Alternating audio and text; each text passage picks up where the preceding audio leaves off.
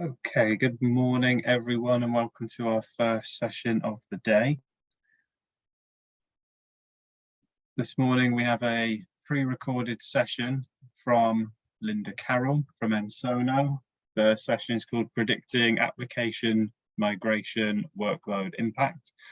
I've posted in the chat Linda's email address so for everyone to see.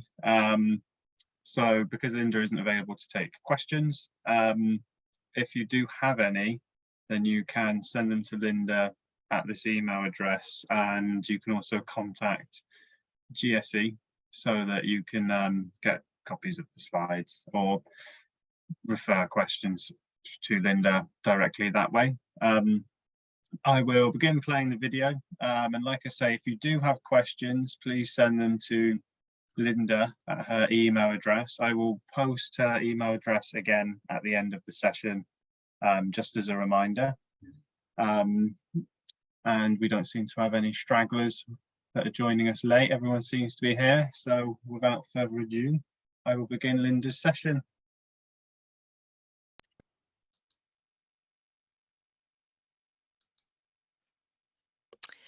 Well, before we get started with today's presentation, I wanted to share a little bit about myself. I'm Linda Carroll, an expert capacity planner with Ensono. I've been with Ensono for 7 years. Prior to joining Ensono, I spent 16 years with IBM, and prior to that, I was with GE Capital, which was outsourced to IBM Global Services. I also spent time at PricewaterhouseCoopers, a local hospital in the Atlanta area, and Equifax. My career spans 42 years, with 30 of those years focusing on capacity management, forecasting, and performance.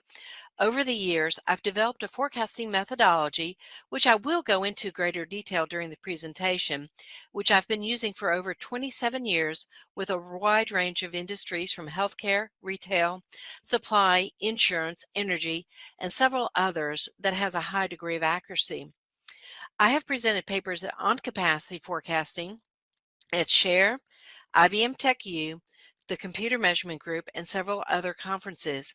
In addition, I'm an IBM Red Book author, and I worked with a team on Linux on IBM System Z Performance and Tuning Update. And on a personal note, I live in Kennesaw, Georgia, which is a suburb of Atlanta. So for today, 83% of IT leaders say infrastructure is challenged to meet the business demands. 42 years ago when I started, we had companies that were still using punch cards to run their systems. Today, my cell phone has more memory and processing power than the mainframes of the early 1980s. Today's IT environment is very different than it was even 10 years ago. It's an ever-evolving and changing. This leads to many challenges that IT leadership faces today. 80% of IT modernization projects fall short of the cost-saving targets due to failure to address unnecessary complexities. This is a moving target. What the industry has seen over the years is that as migrations to different platforms occur, it adds additional costs for support and structure. The total ROI is not considered when making this type of move. 46% of IT decision makers will be increasing their use of the mainframe in the next 2 years. The mainframe has been the mainstay in this industry. Remember when the mainframe was called a dinosaur and wouldn't be relevant in today's environment? The role of the mainframe has evolved as the need for its use has evolved. And 93% of IT leaders report combine long-term and new workload strains of the mainframe, which leads to why many companies are moving away from the mainframe to other platforms, or they're looking to use a combination of the mainframe with these other platforms, which leads to the next slide. And here's some interesting findings from IDC on what the companies are finding when they are trying to decide on whether to re-platform or modernize the existing infrastructure.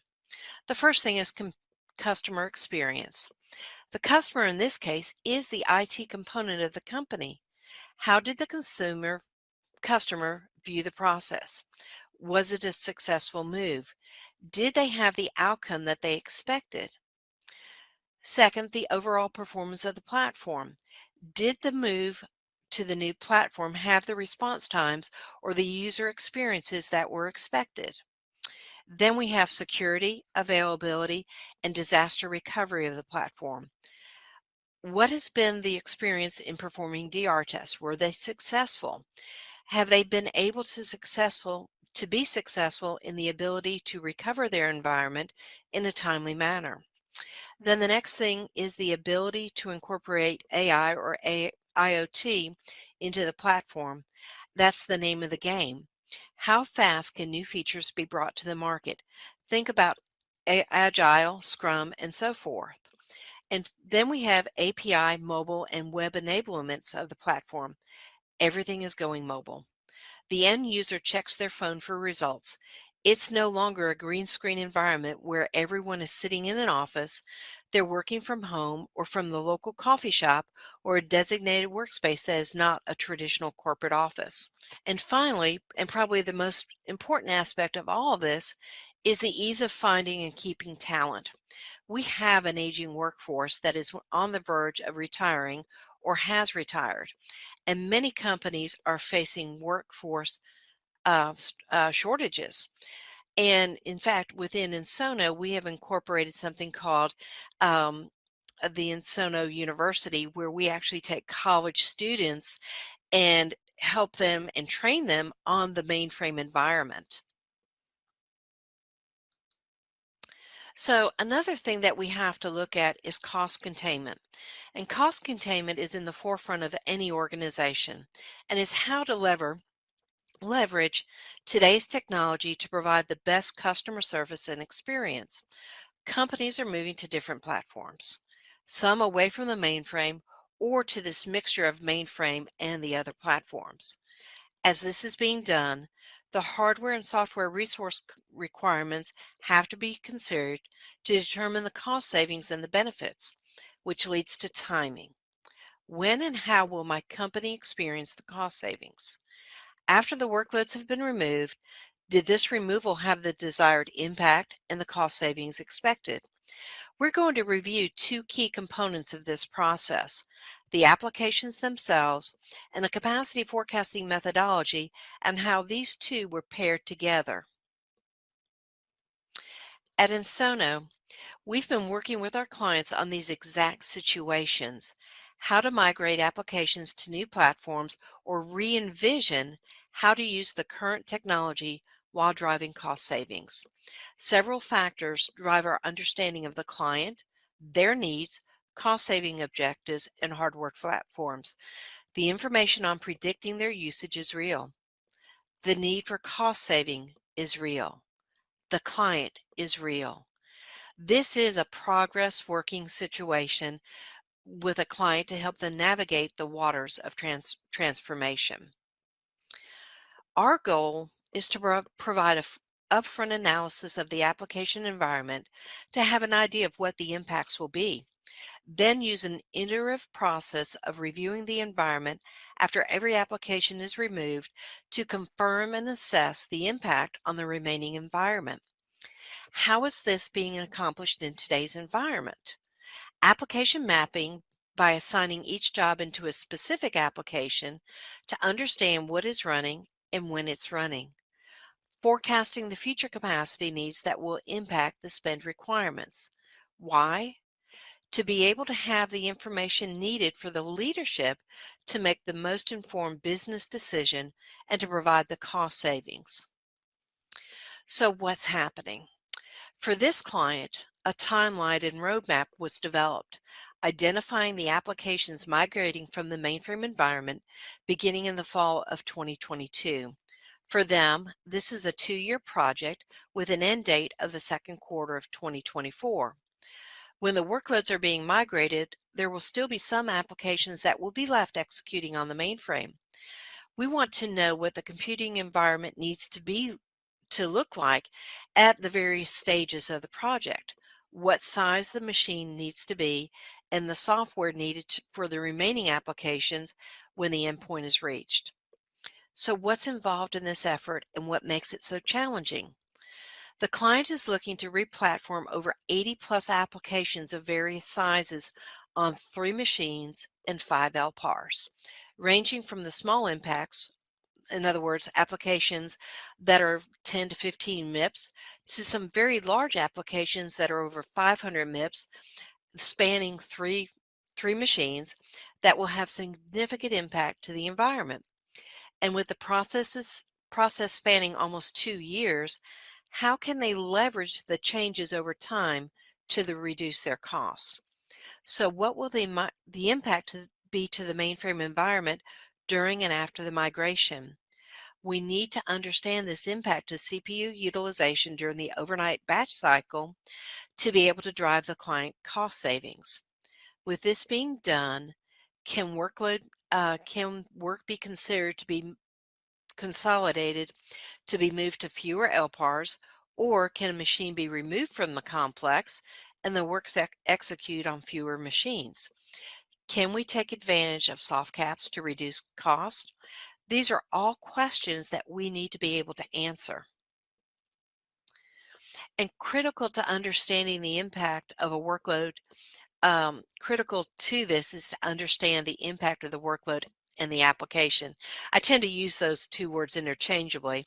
And so we need to understand what this impact has on the environment. And to do this, we have to know the application itself.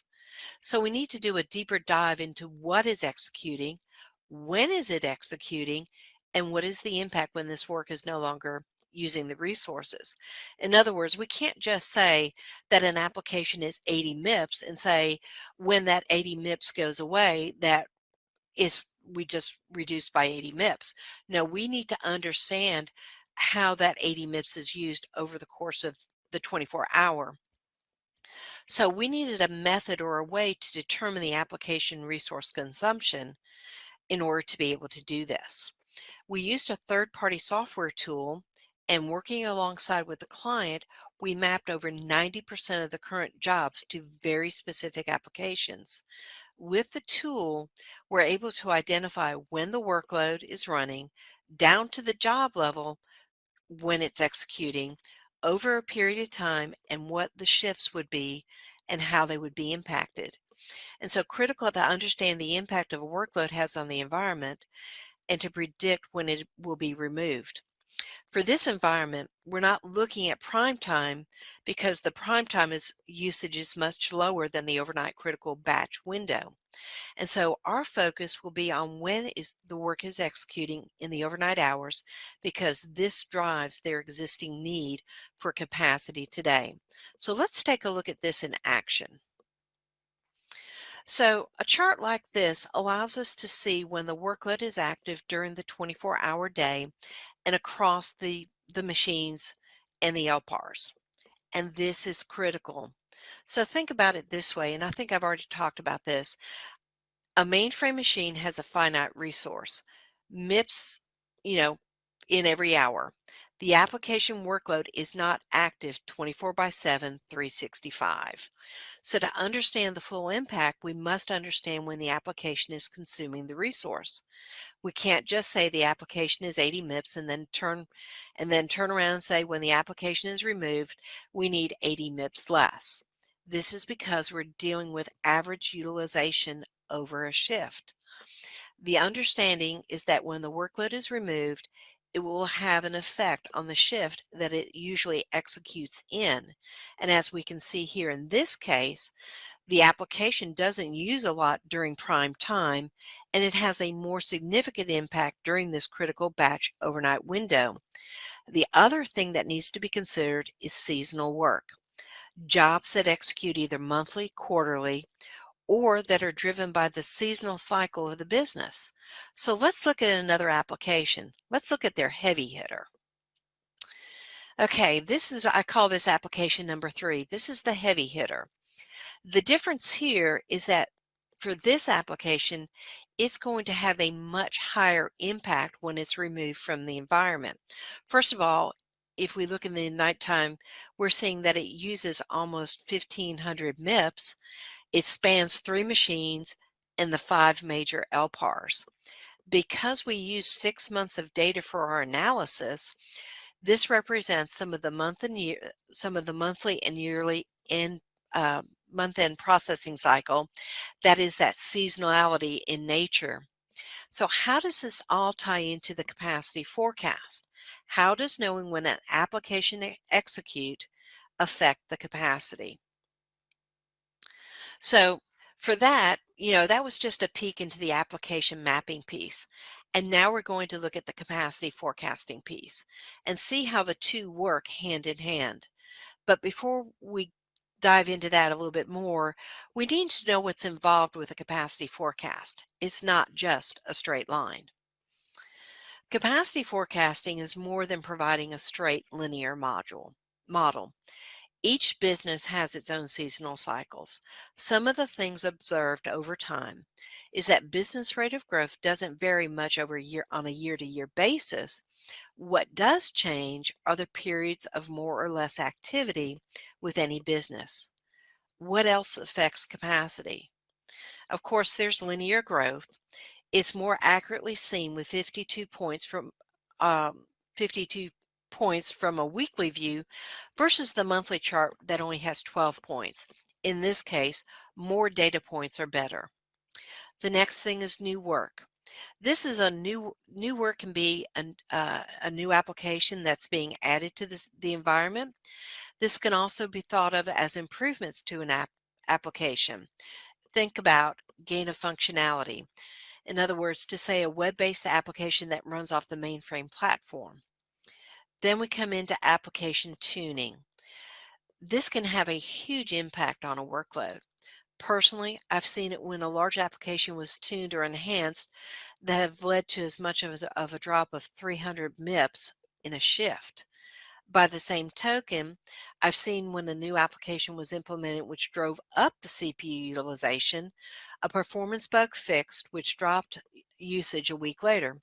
This would have been hidden in a monthly chart, but because looking at this on a week-to-week basis, we're able to see this. And again, this is why it's important to know when an application is executing and in the way to measure the application. Then another thing we have to look at is anomalies. And these are the activities or things that are outside the normal environment that can have a direct influence on the use of a system. For example, there was a retailer that was based out of New York when Hurricane Sandy hit the New York area several years ago. There was a significant drop in utilization. We also saw the opposite with another Midwest client in the energy industry. When a snowstorm hit, their utilization went up because people were checking on their cell phones when their power would be restored. Then we have something called noise. Noise is that usage that has to be accounted for, and it's a range of what's considered normal. This can be depicted by using a reverse KPI metric called process behavior analysis.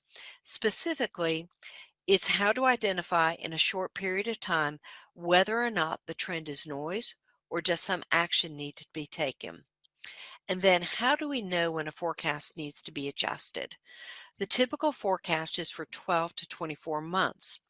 What method can be used to determine if the variation from a forecast is noise or a call to action? When the actual is outside of the normal range for more than 8 periods, in other words, 2 months, then an adjustment needs to be made. And it would be based on what has changed in the business environment. And then we come to what we're looking at here, a workload leaving the environment. And what will the impact be when this workload is removed from the system? What's left? Most of us are familiar with a standard monthly view of a capacity report. It's a straight line trend based on a month by month. Doesn't really tell us much. Linear regression misses some of these key capacity related variables and assumes that the growth rate is linear. And so with this forecasting methodology that was developed over 20 years ago, it was developed to answer the question, why does a capacity forecast always look like a straight line? So thinking outside the box, what if we, instead of looking at a month view, looked at this weekly view of capacity? What this does is it shows more of the peaks and valleys that occurred during the month. The other point, which is critical to understand this, is what shift. In other words, is it prime shift or is it the overnight batch that's processing? That's the driver. For in this case, 9 years of client data was available for understanding their seasonality, and I'll go over the seasonality in more depth. The forecast was done at the KEC level. Even though the workload spanned multiple KECs, knowing which LPAR it's on each KEC, we can use this data to estimate the total capacity. So with the week over week analysis, we also have to we can factor in the workload removal. And in this instance, what I've done is I've highlighted week 6 and 7. And so in further analysis, we can look at the surrounding weeks and we can draw some conclusions from this, that from over 9 years, week 6 and week 7 behave the same way each year. And from this, we can assume that next year, year 11, week 6 and 7 will behave the same way as the last 9 years. And that's really key into understanding this method of forecasting. So, and to go into this just a little bit more, I want to address this thing about process behavior analysis as it's applied to capacity forecasting. First, we have to look at the pioneering work of Walter Schuhart at Bell Laboratories in the 1920s. His work is noted for finding assignable cause and chance cause variations. From his analysis, he introduced control charts to distinguish between the two. It's the forerunner to our modern KPI charts. Process behavior is the voice of the process, and this is how it works. It starts in identifying with a time sequence, i.e. the past. It adds a center line, which is known as the average or mean for detecting shifts to identify patterns. Natural process limits are computed from the data and placed symmetrically on either side of the average. This is the normal range of behavior. Remember, I talked about noise? How it's being used in this capacity forecasting model. Think about it this way. The capacity forecast is the time series. In our case, it represents the future. The central line is the forecast at a weekly basis. The natural process limits are computed from the forecast, which retains the symmetric natures, and with this, we can determine what's noise. As long as the actual is within the bounds of the limits, we have to consider this normal activity. And here's where it gets interesting. Dr. Donald J. Wheeler further refined Schuart's work and stated, a process will be said to be predictable when, through the use of past experience, we can describe, at least within limits, how the process will behave in the future.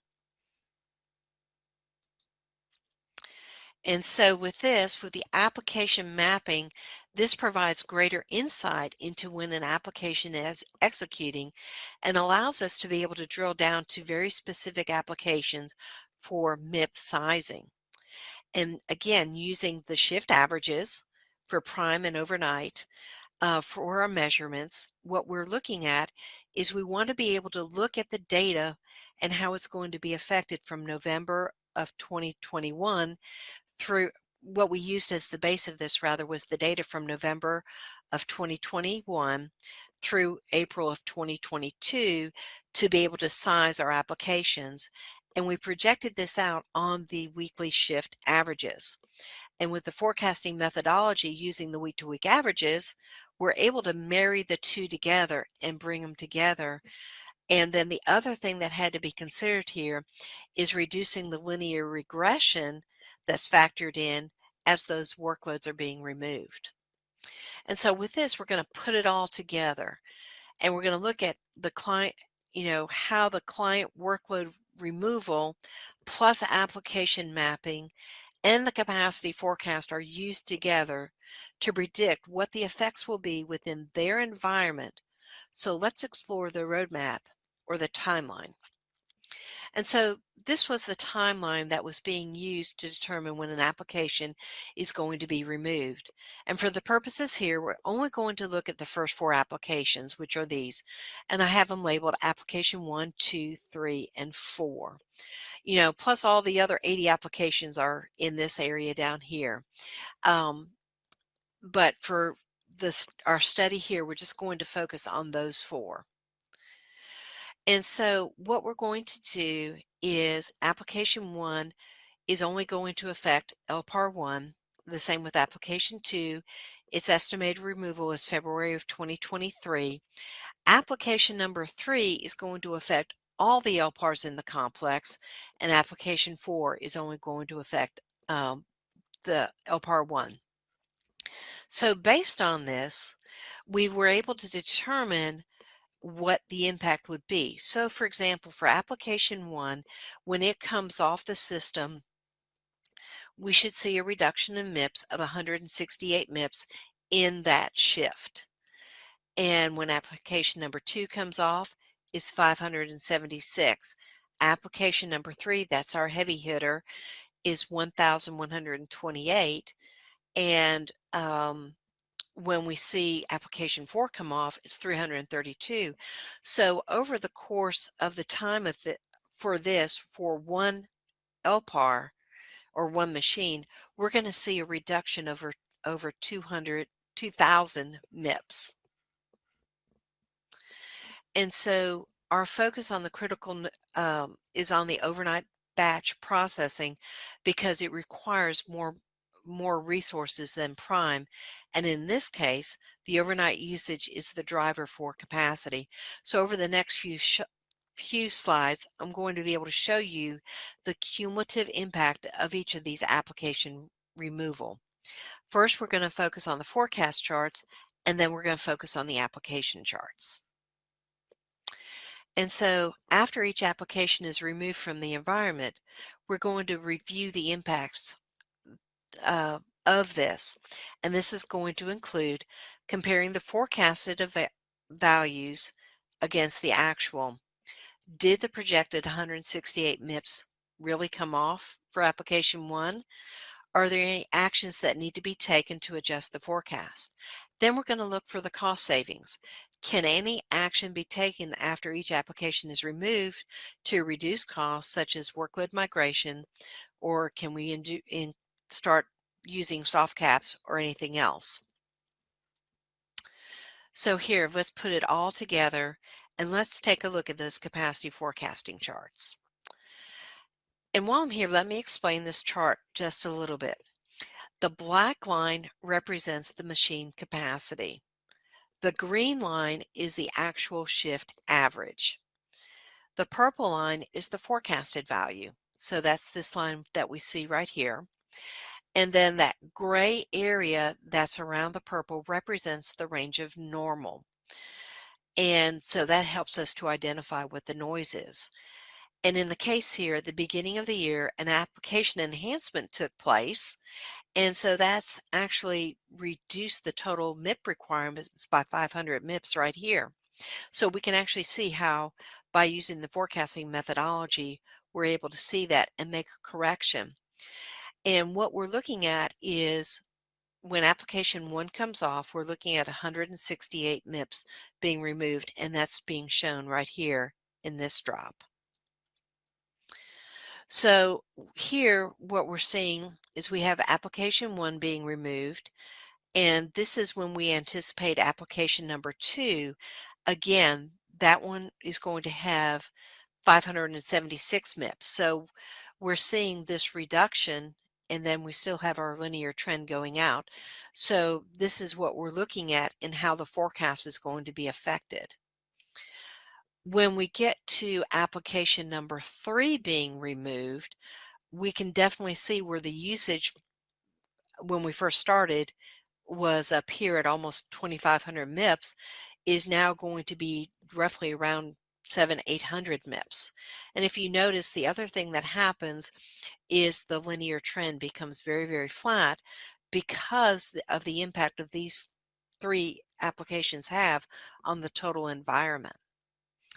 And then when the final application for this comes off, application number 4, we actually see it drop from this 2,500 down to just over 300 MIPS, 3 to 400 MIPS that's going to be left running on this machine. So this is where we can actually take a look and say, what can be done? So now that we've looked at the capacity forecast, how do we see this impact on the application removal for the shift? So the next series of charts, what we're going to do is look at this. But I want you to note some things to notice. The amount of white space or additional capacity that's available after each application is removed and the cumulative effect. And second, watch the left axis, the MIPS consume, and how it changes over this time period. The purpose of this chart is to show when the specific applications are executing. In other words, the hours of the day. And I've highlighted the 4 different applications. In the forecast slide, we can see the impact to the weekly averages. And with these charts, we can see the impact to the time periods in question. I've also included the machine capacity. So in this case, application 1 is the pink, application 2 is the green, our heavy hitter is the purple, application number 3, and the orange over here is application number 4. So this is how it currently sits today. So when we take application 1 off, we can already see that there's a little bit more white space that's now available. And when we take this and we remove application number 2, notice where our axis is here. If we notice there's a lot more white space, application number 4 is here, application number 3 is here. Now when we remove application number 3 from the environment, again, we notice our scale has gotten smaller. There is a ton more white space. And we can also see what's left running. And when application 4 goes away, and I also remove bat test because that workload is going to come off as well, we now see this axis that started out at 2,600 MIPS is now down to 1,400, and we can also see what's left and when it's running. So again, just want to show just kind of give you that idea of when they are. So I've highlighted this so that we can see this impact of going from this, to this. And so our confidence is high. And why is this important? For those that are going to have to be making decisions based on this data, having that high confidence provides them that assurance that of what is going to happen and that we can make the plans accordingly. And this provides a picture or a view of what the future is going to look like. So much so that the application mapping has been done for all 3 KECs and all 80 plus applications, so a true picture can be seen as to what will remain in the mainframe environment. This will aid in any decision made by the senior leadership at this company. And we've gone so far as to map out and look at what hardware can be removed, how we can actually move this around, can we consolidate down to 1 or fewer machines. So why modernize now? One, security. Cybersecurity is in the spotlight and keeps data secure. The mainframe platform does it very well. But the challenge is that, siloed mainframes creates avoidable disruption risk and a lack of agility. So that's, the complexity of the mainframe at times can be a little daunting, but it has grown and changed over time. Then we have to look at speed. The mainframe is the master at handling billions of transactions a day. Think about airline transactions, the banks and the retailers. But then we have to look at the skill set. It's a major concern at companies how to fill the void that is being left by an aging workforce that is retiring. But then we also have to look at revenue, how to increase revenue while providing the best customer service. And then we have to look at the cost. while at the same time handling the pressure of the cost cuts.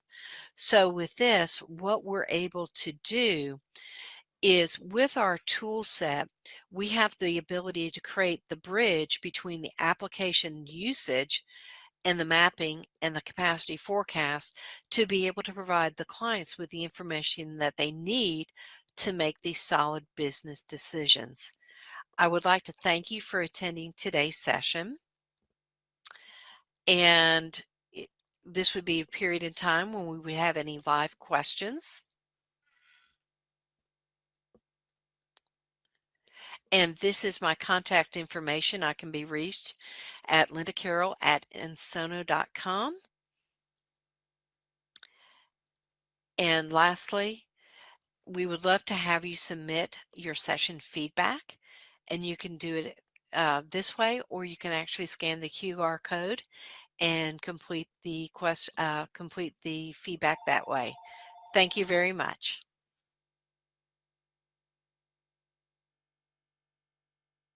Okay, that's the end of Linda's presentation. I will just pause it on the screen with her email address on, but her email is also posted in the group chat.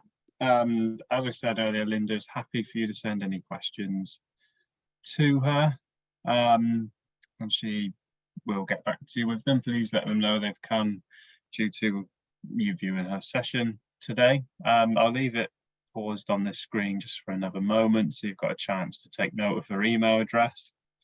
If you, for any reason, don't manage to get it or would like a copy of her slides, then you can contact GSE via the website. The next session that we've got in our stream today is at 10:30 this morning, and we have modernized mainframe storage and performance business resilience. So I hope to see everybody on the stream at 10:30. Yeah, so I think we'll leave it there. And as mentioned, please send Linda an email with any questions that you've got. Thank you, everyone, and hope that you'll be back for our next session and our other sessions throughout the day. Thank you.